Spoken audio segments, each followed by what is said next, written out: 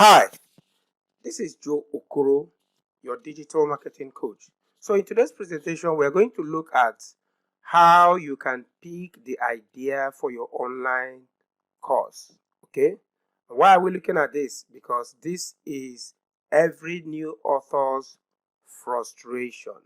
In fact, one of the greatest frustrations that everyone who wishes to create an online course passes through is exactly how to decide on a profitable course topic, how to decide on the theme they can create their course around. Of course, most of them may know the theme, they may have an idea, but how do they decide on a topic and start creating one? Okay, and this is the reason why a lot of people have asked this very question. And what is that question? How do I know which course idea to pick from that we sell? Because there are a lot of course ideas that one may decide to create a course on, because no one wants to waste his time creating a course that nobody will buy. And that is why you must, as a matter of fact, be able to pick your course topic from a point that will make you money. And that is why it's an important topic to consider. Okay? Now, we're going to look at the tips that will help you to decide on a very profitable idea for your online course. And we're going to look at two areas that will help you decide on this topic. Okay? So if you're going to create a course, there are two areas we're going to consider during the course of this presentation. And the first area you're going to look at is you're going to ask yourself, what is currently making you extra money? Okay? So why do we say this? Because many people work a full-time job while making some extra money by the side from some part-time gigs. And this may be because they do extra part-time work like freelancing, web design, graphic work, photography, hairdressing, cloth making, fashion design, computer, hardware repairs, carpentry, painting work, and others. These are part-time gigs. And you may not have considered making a course around these part-time gigs that you are already making money from. So if you have a part-time gigs that you do that people pay you money for, it can be a topic of interest. The fact that you are making money from it, the fact that people pay you money on those part-time gigs, on those hobbies that bring in money, it's enough reason for you to create a course around it. Now you need to ask yourself, in what areas am I currently being paid by others for my time and experience? And of course, those gigs I mentioned, those hobbies or those side careers that people have are careers that people are willing to pay money for. So if you have any area at all that people are willing to pay you for your time and experience, then that is one area you should consider creating a course around. So you need to ask yourself basically two questions. Number one, you ask yourself, do people come to, to me for help in any area because they believe that I am very good in that area? Okay. The next question is, are people willing to pay me money for help in these areas? So if you say yes to any of these two questions or to these two questions, then you have just landed yourself a very profitable topic for your next course. Of course, if they're already paying you money and you are doing it as a side hustle, then there is no reason why you cannot create a course around it. It simply means that if you create a course around it, those same people who are meeting you, some of them may want to learn it themselves so that they can solve that problem themselves. And in fact, you'll be paid more because it will reduce the time you spend helping them one-on-one. Now, this is the number one tips you can use to decide on a topic, on a profitable topic for your course.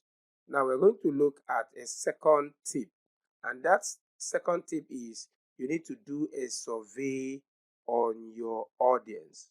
Okay, now let's say that you are not able to do option one, which is finding out what is currently making you money, or you don't have anything that is making you money by the side. The next option will be to do a survey on your audience. Okay, and how do you get the audience to survey?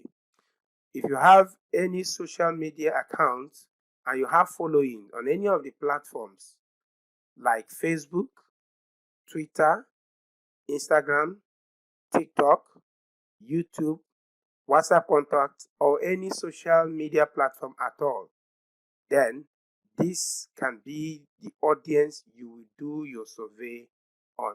So let's say you don't have any social media accounts on all these platforms that I have just listed, and even the ones I didn't list here, because this is not an exhaustive list.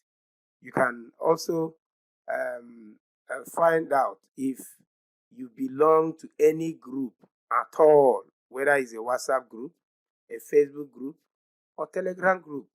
If you have any group that you belong to, then those groups can be your audience, the audience to do your survey on. Okay, let's say you don't have or you don't belong to any WhatsApp group or Facebook group or any social media group at all, and you want to create a course. Well, the next option would be to use the people around you, people like your friends, co-workers, colleagues, acquaintances, and even sometimes family members. This will now form your audience. This is the audience you are going to run your survey on. And if you're an online marketer at all, who maybe you're an affiliate marketer, a network marketer, or a coach, you are into crypto or in any of the money markets, and you have an email list, then you can do it on your email list. Your email list becomes your audience. Okay, so you are going to survey that audience. Okay, now to do that, you are going to use the formula. That formula is the formula I call 10MC times 10P times 5Q formula. That is a formula you are going to use to do a survey on any audience that you might want to use to identify your topic, the topic for your course. You might be wondering and ask, what is the 10MC times 10P times 5Q formula? Well, I'm going to tell you. 10MC times 10P times 5Q formula simply means that you need to spend 10 minutes conversing with 10 people who you are going to ask 5 questions. Yes, you heard me clearly. It simply means that you're going to ask 10 people 5 questions for 10 minutes. That is the meaning of 10MC times 10P times 5Q formula. So you're going to get 10 persons that you're going to spend 10 minutes on, and you ask them 5 questions. You're going to spend 10 minutes on each of them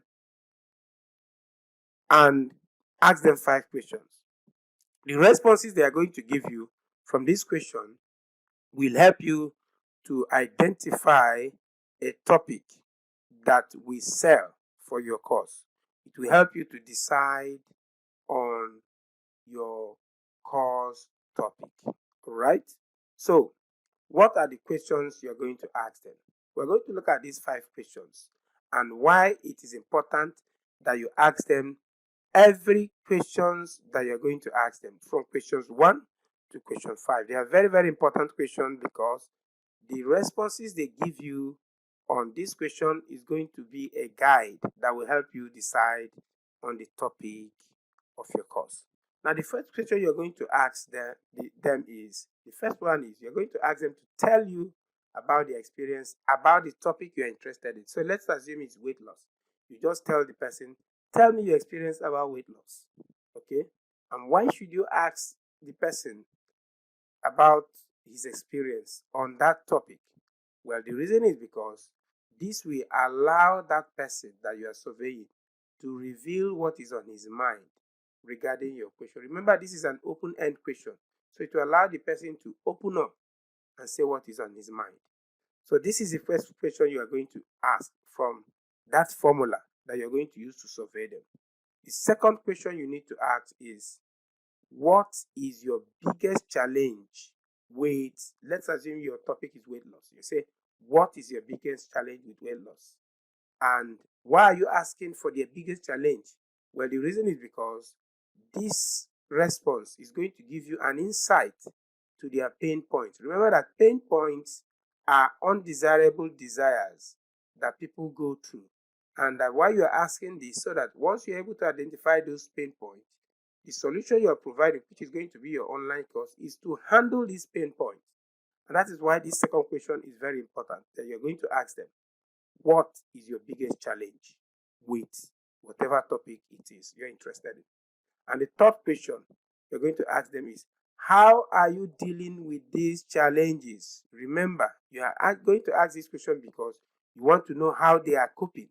So, and why are you asking this question? Because this response will reveal to you a possible solution, okay?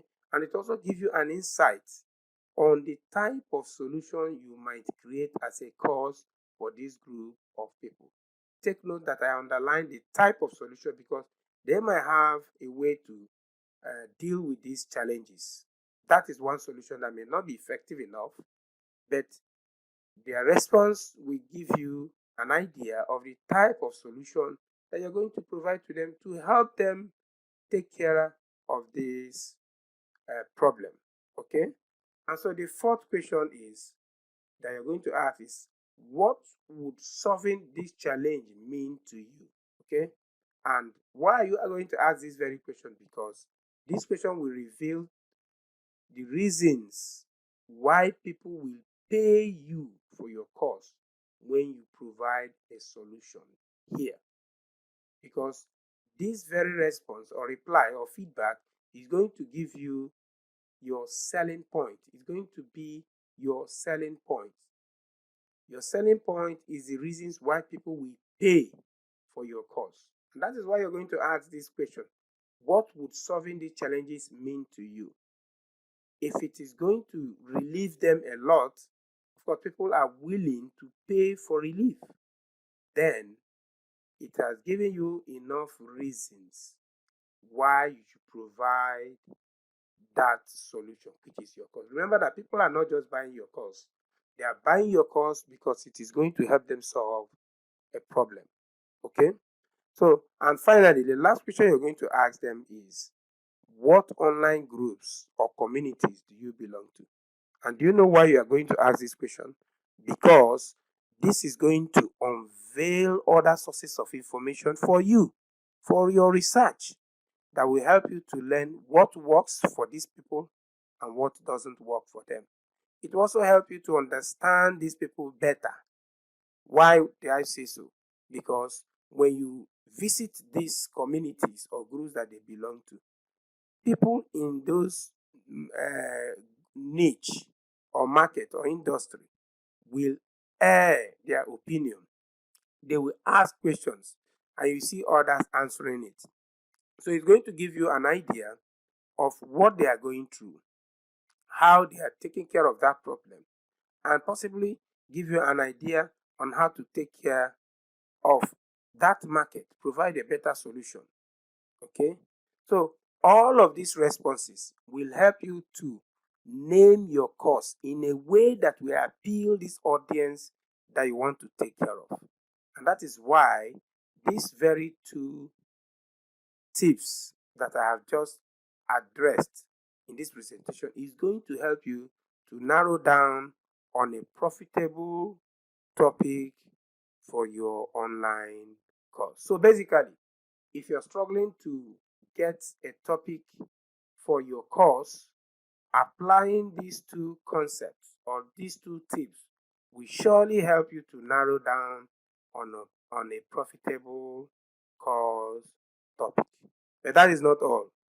You can learn more from our 100% free online presentation, which is going to teach you all you ever need to know on how to create an online course that sells, including more tips on how to pick the idea for your online course. And what is that 100% free online presentation? Well, it is called the 7-figure online course presentation. So I'm inviting you to please go ahead to watch this free video presentation on how you can create and launch an online course that sells like crazy. To access this very video presentation, all you need to do is you use the link in the description below this very video to access it.